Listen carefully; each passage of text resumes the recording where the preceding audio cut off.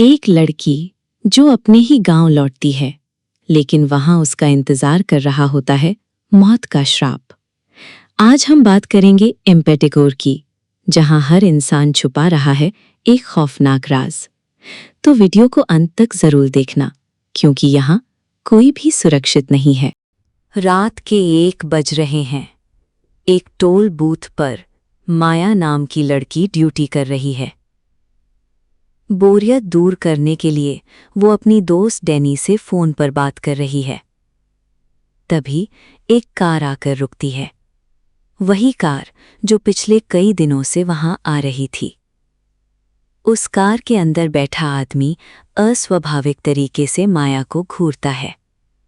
फिर वो आवाज देता है, तुम्हारा नाम क्या है? माया गुस्से से जवाब देती है, माया। लेकिन अगले ही पल वो आदमी ऊंची आवाज में पूछता है, तुम हर जो सारी गांव में रहती हो और तुम्हारे पिता का नाम डॉन वांगसू है? माया को कुछ समझ नहीं आता, लेकिन उसे लगता है कि ये शख्स उसके बारे में बहुत कुछ जानता है। और फिर जैसे ही वो डर के मारे बूथ का शीशा बंद करती है, वो आदमी हाथ में तलवार लेकर उसकी तरफ दौड़ता है। माया भागने की कोशिश करती है, लेकिन वो उसे पकड़ लेता है और उसके पैर पर कुछ ढूंढता है, जैसे वहां उसे कुछ चाहिए हो। वो चिल्लाता है, हम नहीं चाहते कि तुम्हारे परिवार का श्राप हम पर आए। किस्मत से डैनी ने पुलिस बुला दी थी। पुलिस आती है और उस आदमी को गोली मार देती है। कई महीने बीत जाते हैं। माया और डैनी मिलकर कपड़ों का एक छोटा सा बिजनेस करती हैं, लेकिन चीजें ठीक नहीं चल रही। एक दिन अपनी आंटी का सामान खंगालते हुए माया को एक तस्वीर मिलती है। उसमें वो अपने माता पिता के साथ खड़ी है और पीछे एक विशाल हवेली दिख रही है। फोटो के पीछे लिखा है राहायू और गांव का नाम। माया को अब धीरे धीरे कुछ याद आता है। बचपन में वो जिस महिला के साथ रहती थी, वो उसे राहायू बुलाती थी। फिर अचानक एक दिन माया कहने लगी, और वो आदमी जिसने टोल बूथ पर हमला किया था, वो भी उसी नाम से पुकारता था, राहायू। माया तय करती है वो उस गांव जाएगी, क्योंकि अगर वो हवेली सच में उसके माता पिता की है तो वो उसका अधिकार है। बेचकर वो नई जिंदगी शुरू कर सकती है।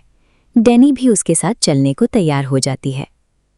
गांव जाने से पहले माया नहाते वक्त अपने पैर पर हुए पुराने जख्म को देखती है और अचानक उसी जगह से एक कागज निकलता है। उस पर किसी पुरानी भाषा में मंत्र लिखे थे। वो समझ नहीं पाती, फोटो खींचकर कागज फेंक देती है। रास्ते में वो एक भाषा विशेषज्ञ से वो फोटो दिखाती है और वो डर कर बताता है, ये पुरानी जापानी भाषा में लिखा है और ये किसी काले जादू का हिस्सा है। ये मंत्र इंसानों को उनकी आत्माओं से दूर रखता है। माया को कुछ समझ नहीं आता, लेकिन उसी रात बस में आधी रात को वो जंगल के बीच 3 छोटी लड़कियों की आत्माएं देखती है। वो डैनी को दिखाने की कोशिश करती है, लेकिन डैनी कुछ नहीं देख पाती। सुबह उनकी मुलाकात एक ठेले वाले से होती है, जो उन्हें गांव तक छोड़ता है। जाते वक्त वो कहता है, इस गांव में बहुत कम लोग रहते हैं, कोई मुसीबत हो तो मुझे फ़ोन करना। गांव पहुंचकर वो उस विशाल हवेली में ठहरती हैं, जो सालों से खाली पड़ी थी। कोई वहां अकेले रहने की हिम्मत नहीं करता। उसी रात माया की नींद अचानक टूटती है। बगल के घर से आवाजें आ रही हैं। वो छुप कर देखती है। एक महिला ने बच्चे को जन्म दिया है, लेकिन परिवार वाले खुश नहीं हैं। क्यों? तभी गांव का मुखिया सप्तदी बिना किसी भावना के उस नवजात को पानी में डुबोकर मार देता है। माया सन्न रह जाती है। अगली सुबह वो देखती है पूरा गांव मुर्दे को दफनाने जा रहा है। कब्रिस्तान में उन्हें सिर्फ शिशुओं की कब्रें मिलती हैं, जिनकी उम्र 2 दिन से भी कम थी। गांव वाले माया और डैनी को देख लेते हैं। खुद को विद्यार्थी बताकर वो बच निकलती हैं। सप्तदी उन्हें अपने घर बुलाता है, लेकिन माया बाजार चली जाती है। वहां एक दुकानदार राती उसे बताता है, ये हवेली खाली इसलिए पड़ी है क्योंकि यहां से भयंकर बीमारी फैली थी। वापस आते हुए माया को कोई नहीं बताता, लेकिन डैनी के साथ कुछ भयानक हो चुका है। दरअसल जब माया बाजार में थी, डैनी के पास 2 गांव वाले आए। उन्होंने बताया कि इस घर के कागजात सप्तदी के पास हैं और वो रहायू नाम की लड़की का इंतजार कर रहा है। डैनी ने झूठ बोल दिया, मैं ही रहायू हूं। वो जल्दी से कागजात लेकर माया को वहां से निकालना चाहती थी, लेकिन गांव वाले उसे जंगल में ले जाते हैं। वहां उसे उल्टा लटका दिया जाता है और फिर मिशनी, सप्तदी की मां, आती है। बिना किसी झिझक के वो डैनी का गला काट देती है और उसकी खाल निकालकर एक कठपुतली बना देती है। माया को जब पता चलता है तो वो टूट जाती है। उसी राती वही दुकानदार उसे अपने घर ले आती है और फिर पूरी कहानी खुलकर सामने आती है। 20 साल पहले माया के दादा इस गांव के सबसे बड़े जमींदार थे। उनके बेटे डॉन वांगसू ने गांव की सबसे खूबसूरत लड़की सिंधा से शादी की, लेकिन सिंधा असल में सप्तदी से प्यार करती थी और शादी के बाद भी उसके साथ संबंध रखती थी। जब सिंधा गर्भवती हुई तो बच्चा असल में सप्तदी का था, डॉन वांगसू का नहीं।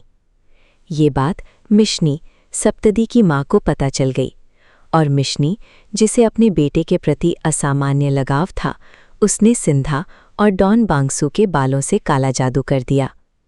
नतीजा, जब सिंधा ने बच्ची यानी माया को जन्म दिया तो उस बच्ची के शरीर पर कोई खाल नहीं थी।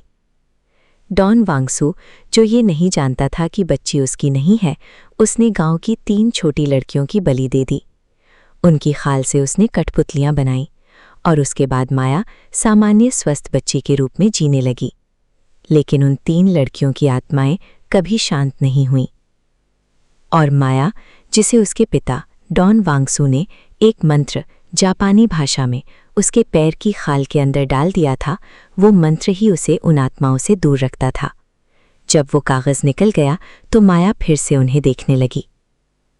राती बताती है कि ये श्राप तभी खत्म होगा जब उन 3 लड़कियों की हड्डियां और खाल एक साथ मिट्टी के नीचे दफन कर दी जाएं।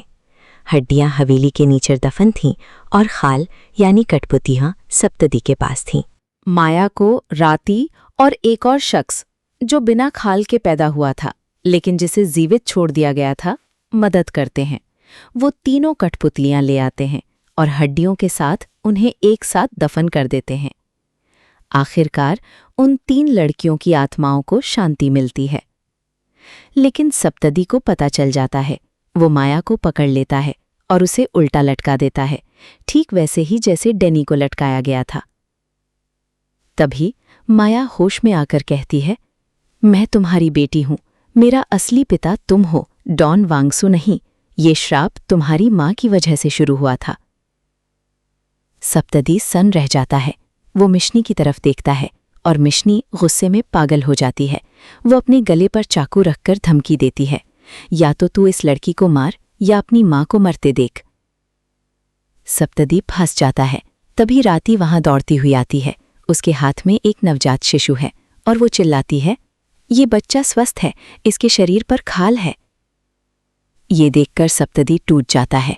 अपराध बोध से वो अपनी मां का हाथ पकड़ता है और अपनी ही तलवार से अपना गला काट लेता है। उसे मरता देख मिशनी भी आत्महत्या कर लेती है। गांव में 20 साल बाद पहली बार एक स्वस्थ बच्चे का जन्म होता है। माया गांव छोड़कर चली जाती है। 1 साल बाद एक गर्भवती महिला बाथरूम के आईने में अपने पीछे मिशनी की आत्मा देखती है। वो चीख उठती है। उसका पति दौड़कर आता है तो देखता है कि उसकी पत्नी के पेट से बच्चा गायब है। हर तरफ सिर्फ खून ही खून है और पीछे मिशनी की आत्मा उस अजन्मे बच्चे के मांस के टुकड़े निगल रही है। फिल्म यहीं खत्म होती है। दोस्तों, माया ने एक श्राप तो खत्म किया, लेकिन जैसा राती की दादी, जो एक ओझा थी, ने कहा था, ये श्राप इतना भयानक है कि ये कभी पूरी तरह खत्म नहीं होता, बस इसका रूप बदल जाता है।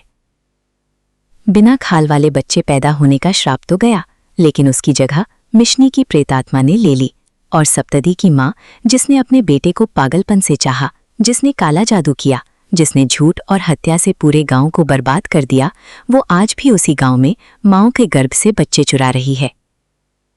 तो सवाल है, क्या माया हीरो है या ट्रेजेडी? और इस पूरे गांव का सबसे बड़ा राक्षस कौन था? मिशनी या वो लोग जिन्होंने चुप रहकर सब कुछ होते देखा? तो दोस्तों, अगर आपको ये वीडियो पसंद आई हो और ऐसी ही और भी डरावनी, इंटरेस्टिंग और माइंड ब्लोइंग मूवीज़ की कहानी हिंदी में सुनना चाहते हो तो वीडियो को लाइक करना बिल्कुल मत भूलना। और अगर आप चैनल पर नए हो तो अभी सब्सक्राइब कर लो और बेल आइकन को भी दबा दो ताकि हमारी हर नई वीडियो आप तक सबसे पहले पहुंचे। नीचे कमेंट करके बताओ कि अगली कौन सी मूवी आप एक्सप्लेन करवाना चाहते हो। आपकी रिक्वेस्ट हमारी अगली वीडियो बन सकती है। तब तक के लिए देखते रहिए, सीखते रहिए और याद रखिए, हर कहानी के पीछे छुपा होता है एक राज। मैं मिलूंगी आपसे अगली वीडियो में। तब तक के लिए बाय।